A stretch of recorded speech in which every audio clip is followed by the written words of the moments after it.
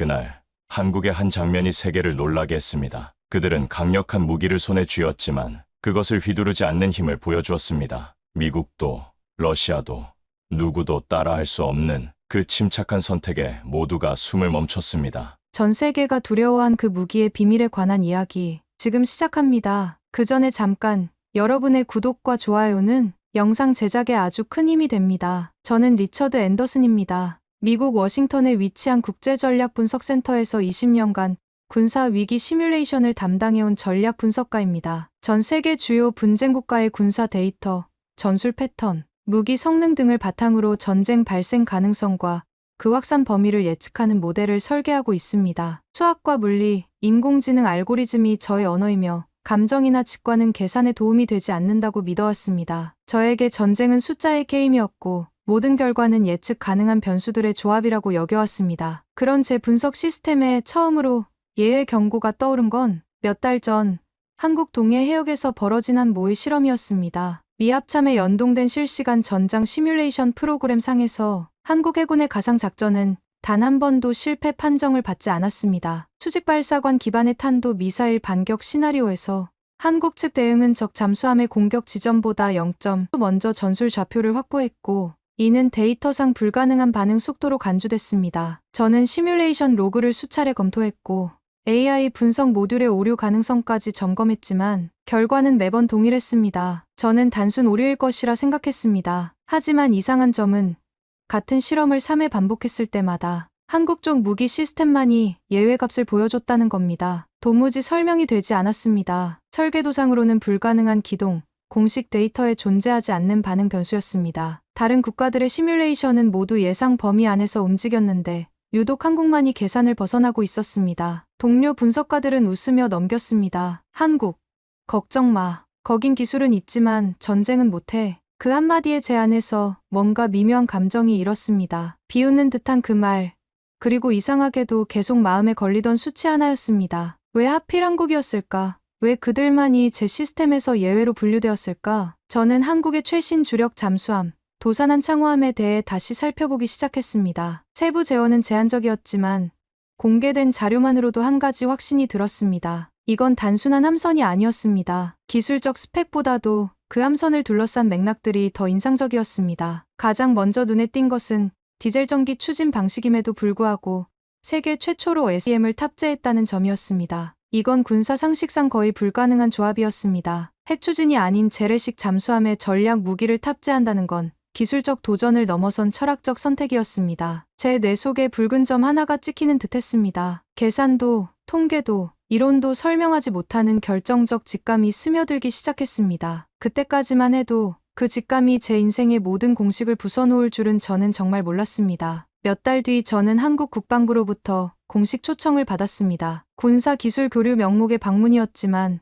정확히 말하면 한국 측은 자신들의 무기 체계에 대해 제게 무엇도 증명할 필요가 없다는 입장이었습니다. 그저 한번 직접 보시죠. 라는 짧은 초대장이 전부였습니다. 이상했습니다. 대부분의 국가들은 자국의 군사력을 과시하거나 숨기려 했는데 한국은 그냥 보라고 했습니다. 마치 확신에 찬 듯한 태도였습니다. 서울에서 KTX를 타고 남쪽으로 몇 시간, 경상남도 진해 해군기지에 도착했습니다. 비가 막 그친 회색 바다 위로 안개 속에 잠긴 회색 함선들이 조용히 부유하고 있었습니다. 그 광경은 전혀 화려하지 않았지만 묵직한 존재감으로 제 발걸음을 멈춰 세웠습니다. 저를 안내한 사람은 홍중령이었습니다. 도산한 창호함의 실전 작전 시연을 담당한 장교였죠. 첫인상은 단정했습니다. 과도한 경례도 없었고 불필요한 설명도 없었습니다. 그는 조용히 말했습니다. 이쪽입니다. 말보다는 그냥 직접 보시는 게 빠르실 겁니다. 그 말엔 자부심도 과시도 없었습니다. 그저 확신, 단단하게 다져진 내부의 확신만이 있었습니다. 함선 내부는 정숙하고 정돈되어 있었습니다. 수십 개의 계기와 전술 모니터들이 철저히 기능 중심으로 배치되어 있었고 그중 가장 깊은 구획 전술 통제실 한켠엔 작은 보안 패널이 부착된 컨트롤 박스가 자리 잡고 있었습니다. 그 장치는 유독 깨끗하게 관리되고 있었고 주변의 정리 상태와 대비되어 오히려 더 강하게 시선을 끌었습니다. 그것이 무엇을 작동시키는지는 설명되지 않았지만 저는 직감했습니다. 이 함선의 마지막 결정을 내려야 할 순간 모든 선택은 바로 저 장치로 수렴된다는 것을. 저게 뭡니까? 평시에는 아무도 건드리지 않습니다. 그럼 누가 최종 결정을? 그는 제 눈을 똑바로 바라보며 말했습니다. 우린 결정을 내린다는 생각을 먼저 하지 않습니다. 지켜야 하는 이유가 있다면 그때 결심한다는 순서입니다. 그 순간 저는 이 나라의 무기가 공격이 아닌 결단의 상징이라는 사실을 처음으로 실감했습니다. SLBM이라는 이름만 들어도 지구 반대편에서도 긴장을 느낄 수 있는 전략 무기였습니다. 그러나 이 함에서는 그것이 억제의 도구로 존재하고 있었습니다. 결정을 내리기 위한 장치가 아니라 결정을 유보하기 위한 상징이었습니다. 그때 깨달았습니다. 이 나라의 무기는 결정을 내리기 위해 만든 것이 아니라 결정을 유보하기 위해 만든 것이었습니다. 무기를 설계한 사람들의 철학, 그 무기를 지키는 사람들의 눈빛, 그리고 결단을 가슴에 새기는 방식. 그건 제가 수천 개의 알고리즘을 돌려도 도출해낼 수 없는 유형의 힘이었습니다. 워싱턴으로 돌아온 후 저는 곧바로 분석국 내 전략전파팀 회의에 복귀했습니다. 제 역할은 명확했습니다. 한국에서 수집한 기술 자료와 체험 내용을 기반으로 잠수함 전력 시뮬레이션 업데이트 초안을 작성하는 일이었습니다. 이건 제가 수십 번도 더 해본 일상적인 업무였습니다. 데이터를 정리하고 분석하고 결론을 도출하는 것. 그런데 이번만큼은 달랐습니다. 노트북 앞에 앉은 지 몇 시간째 화면 위에는 아무런 단어도 입력되지 않았습니다. 데이터는 충분했고 사진과 설계 정보, 위치 좌표까지 정리되어 있었지만 어쩐지 그 모든 정보가 진짜를 설명해주지 못하고 있다는 생각이 들었습니다. 제가 본 것은 단순한 기술이나 무기가 아니었습니다. 그건 철학이었고 신념이었고 결단이었습니다. 하지만 그런 것들을 어떻게 보고서에 담을 수 있겠습니까? 제 머릿속엔 자꾸만 진해 해역의 조용한 바다, 그리고 그 안개 속에서 들려온 홍중령의 그 말이 떠올랐습니다. 우린 먼저 누르지 않습니다. 하지만 살아남기 위해선 결심해야 할 때가 있습니다. 그 말의 무게감이 계속 저를 짓눌렀습니다. 이건 단순한 군사 전략이 아니었습니다. 이건 한 민족의 생존 철학이었습니다. 그 순간 전 세계를 대상으로 만들어진 제 알고리즘이 단 하나의 나라만 계산하지 못한다는 사실이 너무나도 분명해졌습니다. 한국은 제 시스템이 전제하고 있는 모든 가정들을 무너뜨리고 있었습니다. 국가는 이성적으로 행동한다. 무기는 공격을 위해 존재한다. 전쟁은 승리를 목적으로 한다. 하지만 한국은 달랐습니다. 그들은 감정과 신념으로 움직였고 무기를 억제를 위해 사용했으며 전쟁보다는 평화를 선택했습니다. 보고서를 제출하기 전 저는 부국장 워너에게 초안을 검토받았습니다. 그는 조용히 스크린을 넘기며 말했습니다. 이건 기술적 분석이 아닙니다. 당신, 감정에 휘둘린 겁니까? 저는 대답하지 않았습니다. 그가 이어 말했습니다. 결단, 철학, 그런 건 전략이 아닙니다. 우린 확률을 예측하는 부서입니다.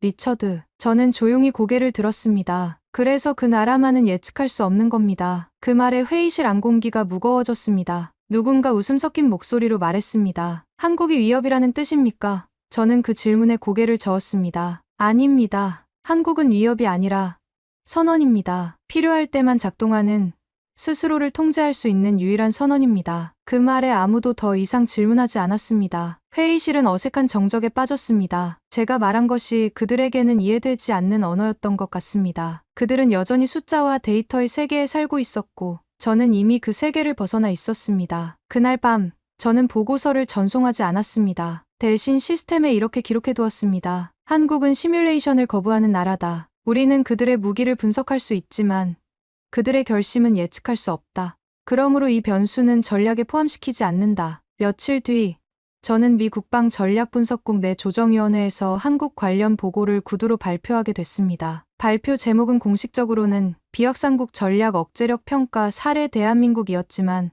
실제로는 제가 한국에서 보고 들은 것들, 그들의 무기보다도 더 무서운 결정의 구조를 설명하기 위한 자리였습니다. 하지만 저는 이미 예감하고 있었습니다. 그들이 제 말을 이해하지 못할 것이라는 것을 말입니다. 회의는 시작부터 무겁고도 날카로웠습니다. 제가 입을 열기도 전에 고참 분석관 브레넌이 먼저 말했습니다. 이건 상징을 전략으로 착각한 사례 아닙니까? 그의 목소리에는 이미 결론이 내려져 있었습니다. 한국은 감정적이고 비논리적인 나라라는 편견이 깔려 있었습니다. 저는 미소도 없이 고개를 들었습니다. 그 상징 하나가 제 시뮬레이션을 무너뜨렸습니다. 모두가 조용해졌습니다. 저는 이어서 말했습니다. 그들의 SLBM은 기술적으로 위협적이지 않을 수 있습니다. 하지만 그걸 먼저 쓰지 않겠다는 철학과 함께 갖고 있다는 것, 그게 진짜 억제력입니다. 국방부 파견 장교는 비웃듯 말했습니다. 철학으로 전쟁을 막을 수 있다면 우리도 설계도 대신 명언집을 만들었겠죠. 그 순간 제 안에서 오래 억눌러왔던 감정이 튀어나올 뻔했습니다. 하지만 저는 차분하게 다시 말했습니다. 그들은 설계도 없이도 억지력을 가졌습니다. 그리고 제가 본 건 기술이 아닌 책임감으로 무장한 무기였습니다. 그게 바로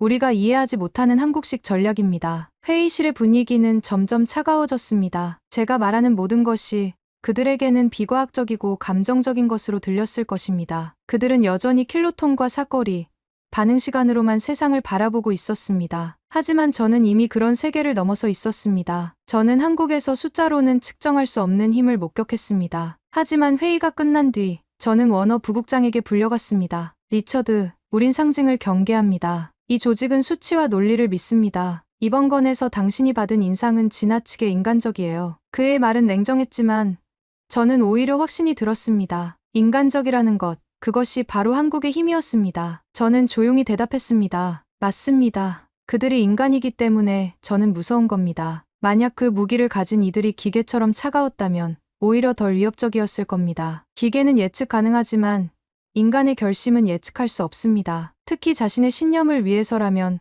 모든 것을 걸 수 있는 사람들의 결심은 더욱 그렇습니다. 그는 한참 말이 없더니 한마디를 던졌습니다. 당신, 한국에 감정이 생긴 건가? 저는 생각하지 않고 대답했습니다. 그건 감정이 아니라 존경입니다. 그 말을 하는 순간 저는 깨달았습니다. 제가 한국에서 느낀 것은 두려움도 경계심도 아니었습니다. 그것은 경외감이었고 존경이었습니다. 그 후로도 저는 몇 차례 내부 회의에 참여했습니다. 하지만 이상할 만큼 한국이 포함된 보고서에서 제 이름은 점점 사라지고 있었습니다. 처음에는 우연이라고 생각했습니다. 하지만 시간이 지날수록 의도적인 배제라는 것이 분명해졌습니다. 제가 한국에 대해 가진 관점이 조직의 방침과 맞지 않는다는 것을 그들도 알고 있었던 것 같습니다. 사무실에서도 동료들의 대화는 미묘하게 바뀌었습니다. 리처드는 요즘 좀 이상하지 않아? 분석가가 나라의 감정을 가지면 그건 전략이 아니라 신념이야. 저는 아무 말도 하지 않았습니다. 그들의 말이 틀렸다고 반박할 생각도 없었습니다. 오히려 그들이 맞다고 생각했습니다. 저는 이미 분석가가 아니라 목격자가 되어 있었습니다. 저는 이제 더 이상 설득하려 하지 않았습니다. 대신 조용히 제가 구축한 시뮬레이션 알고리즘의 예외값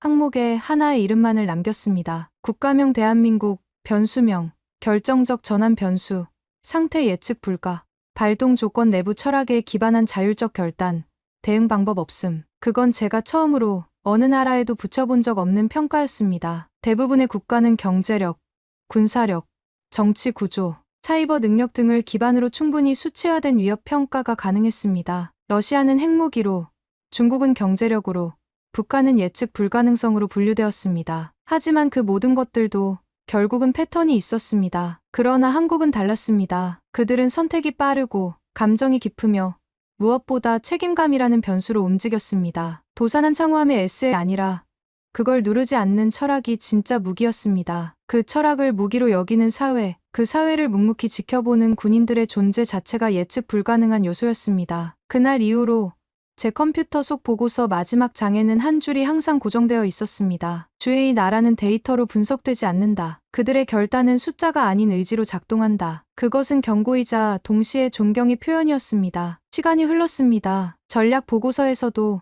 시뮬레이션 회의에서도 한국이라는 이름은 점점 언급되지 않게 되었습니다. 마치 존재하지 않는 나라처럼 취급되기 시작했습니다. 대신 동유럽 국경 분쟁, 인도태평양 함대 배치, 사이버 전력 강화 같은 보다 측정 가능하고 명확한 주제들만 남았습니다. 조직의 관심사는 항상 가시적이고 즉각적인 위협에 집중되었습니다. 누군가가 말했습니다. 한국은 핵도 없고 전면전에 나설 가능성도 낮습니다. 전략적으로 별 의미 없습니다. 저는 그 말을 들으며 조용히 미소 지었습니다. 그들이 아무 의미 없다고 판단한 그 순간 저는 더욱 확신할 수 있었습니다. 가장 무서운 나라는 계산식에 나오지 않는 나라라는 것을, 가장 강한 무기는 사용하지 않는 무기라는 것을 말입니다. 밤마다 혼자 남은 사무실에서 저는 아무에게도 보이지 않는 보고서를 하나씩 썼습니다. 공식 문서도 아니고 제출용도 아닌 그저 기억을 위한 기록이었습니다. 언젠가 누군가는 이것을 읽을 필요가 있을 것이라는 막연한 확신이 있었습니다. 역사는 반복되고 오만은 언제나 같은 실수를 만들어내니까요. 그들의 침묵 속에는 수많은 이야기가 담겨 있었습니다. 전쟁의 아픔,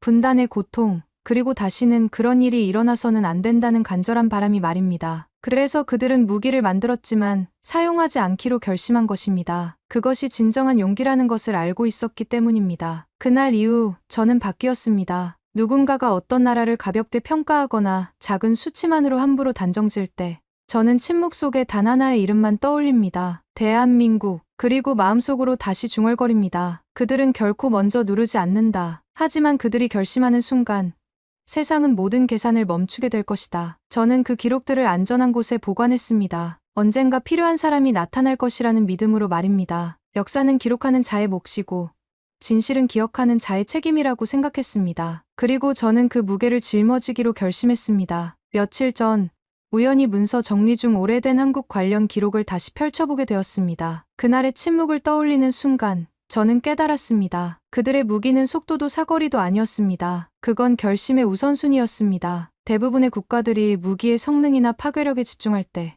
한국은 언제 사용할 것인가가 아니라 언제 사용하지 않을 것인가를 먼저 고민했습니다. 이것이 그들만의 독특한 전략 철학이었습니다. 우린 군사 전략을 숫자로 계산합니다. 발사 시간, 비행거리, 반응 속도, 명중률, 파괴력, 모든 것이 수치화되고 비교되고 평가됩니다. 하지만 한국은 그 무엇보다 손을 대지 않기 위한 철학을 먼저 세웁니다. 이는 서구의 군사 전략가들에게는 이해하기 어려운 접근 방식이었습니다. 무기는 사용하기 위해 만드는 것인데 왜 사용하지 않기 위한 철학을 먼저 세운단 말인가? 그건 분석으로 설명되지 않았습니다. 결단이 기술보다 앞설 수 있다는 발상, 누를 수 있는 스위치를 앞에 두고도 참을 수 있는 나라의 침착함은 제 모든 이론을 무력화시켰습니다. 홍중령이 제게 남긴 마지막 말이 다시 떠올랐습니다. 기계보다 빠른 건 사람입니다. 그리고 사람보다 빠른 건 스스로 책임질 수 있는 결심입니다. 그 말은 단순한 미사여구가 아니었습니다. 그들이 실제로 그렇게 움직이고 있었습니다. 실제의 설계,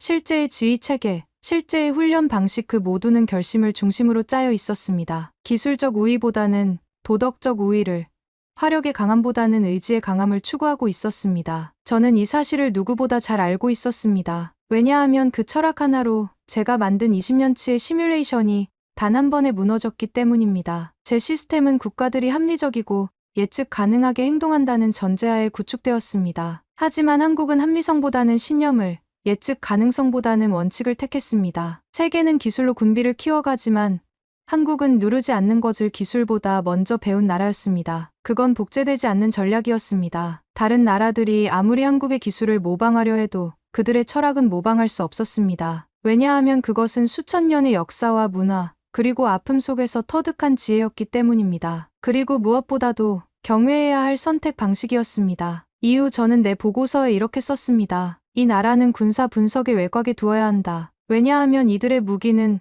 언제 쓸 것인가 보다 언제 쓰지 않을 것인가를 먼저 설계했기 때문이다. 그게 바로 제가 지금까지 본 어떤 핵무기보다도 무서우면서도 숭고했던 결심의 힘이었습니다. 그날은 조용한 오후였습니다. 평소처럼 사무실에서 시뮬레이션 결과를 정리하던 중 우연히 저장되지 않은 예전 실험 로그 하나를 열게 되었습니다. 파일명은 단순했습니다. 바로 한국 잠수함 대응 실험 초기 버전이었습니다. 몇 달 전에 그 데이터를 보는 순간 저는 문득 호기심이 생겼습니다. 그때와 지금 과연 제 관점이 얼마나 달라졌을까? 호기심 반, 습관 반으로 시뮬레이션을 다시 돌려봤습니다. 결과는 여전히 동일했습니다. 모든 가상 시나리오에서 한국의 대응은 예상 범위를 초과한다는 결과였습니다. 하지만 이번에는 그 이유를 알 수 있었습니다. 그건 설계상의 오류가 아니었습니다. 그건 단순한 기술 우위도 아니었습니다. 그건 철저히 계산을 거부하는 결심의 타이밍 때문이었습니다. 한국은 누르지 않았습니다. 그러나 한 번 결심한 순간 그 타이밍은 시뮬레이션이 감당할 수 없는 속도로 움직였습니다. 마치 오랫동안 압축된 용수철이 한순간에 풀리는 것처럼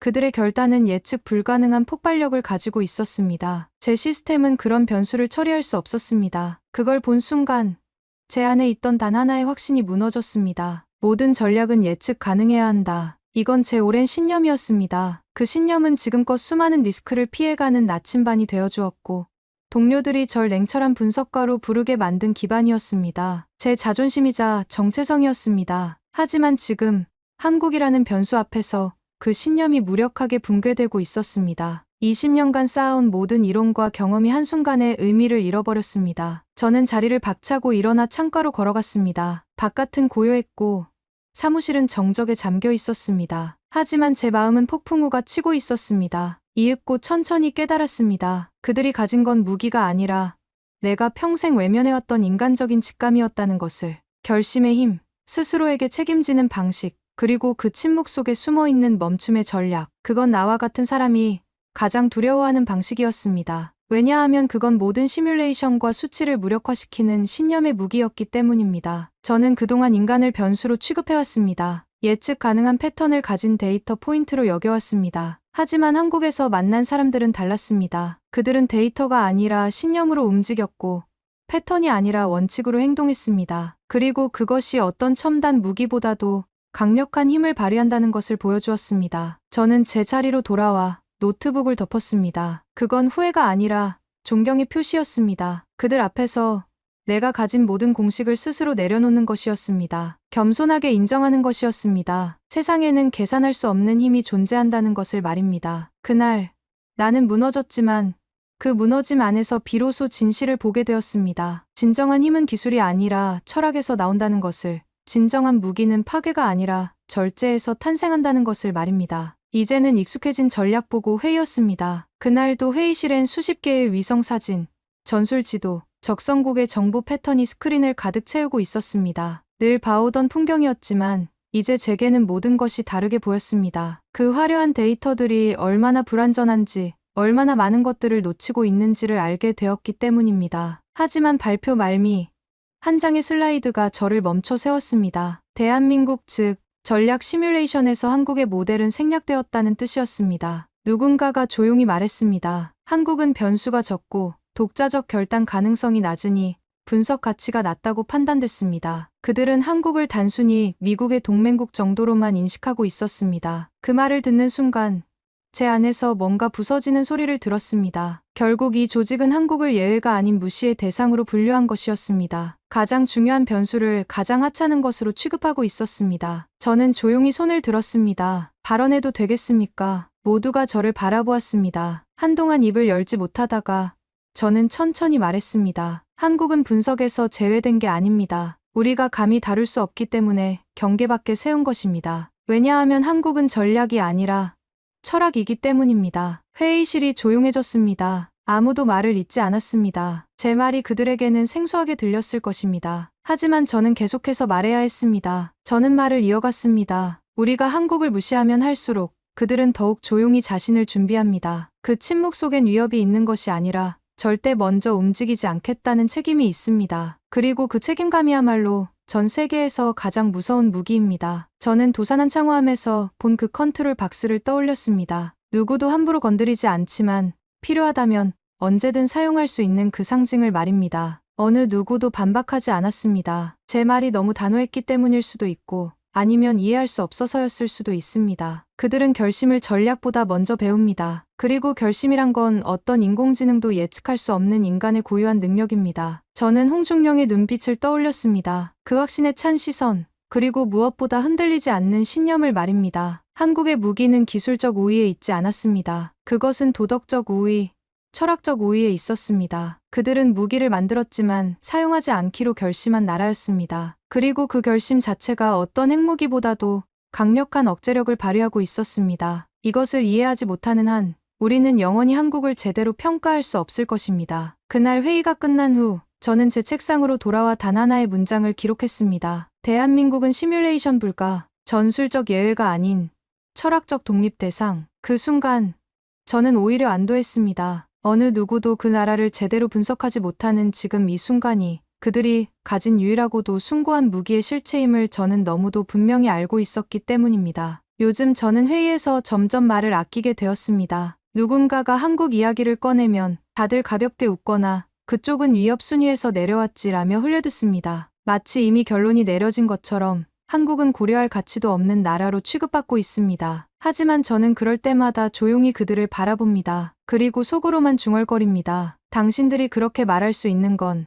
그들이 아직 결심하지 않았기 때문입니다. 가끔 제게 묻는 사람들이 있습니다. 리처드, 당신은 한국을 위협이라고 보나요? 저는 고개를 젓습니다. 아닙니다. 한국은 위협이 아니라 선언입니다. 우리는 먼저 움직이지 않겠다는 절제의 선언이자, 하지만 우리가 결심할 땐 후회하게 만들겠다는 책임의 선언입니다. 그들의 무기는 파괴가 아니라 자제에서 나오는 힘이었습니다. 그들은 스위치를 만들었습니다. 하지만 그걸 누르지 않는 나라가 되기로 결심했습니다. 그건 그 어떤 핵보다, 그 어떤 인공지능 전투기보다 훨씬 더 무겁고 정확한 선택입니다. 왜냐하면 누르지 않는 선택이야말로 진정한 용기이기 때문입니다. 누구나 버튼을 누를 수는 있지만 누르지 않기로 결심하는 것은 오직 현명한 자만이 할 수 있는 일입니다. 그들의 무기는 창고에 숨겨져 있지 않습니다. 뉴스에 나오지도 않고 위성 사진에도 잡히지 않습니다. 이 모든 것이 한국이라는 나라가 가진 진짜 억제력이며 우리가 결코 계산하지 못하는 존재의 방식입니다. 그들은 숫자로 평가될 수 없고 공식으로 예측될 수도 없습니다. 왜냐하면 그들의 힘은 기술에서 나오는 것이 아니라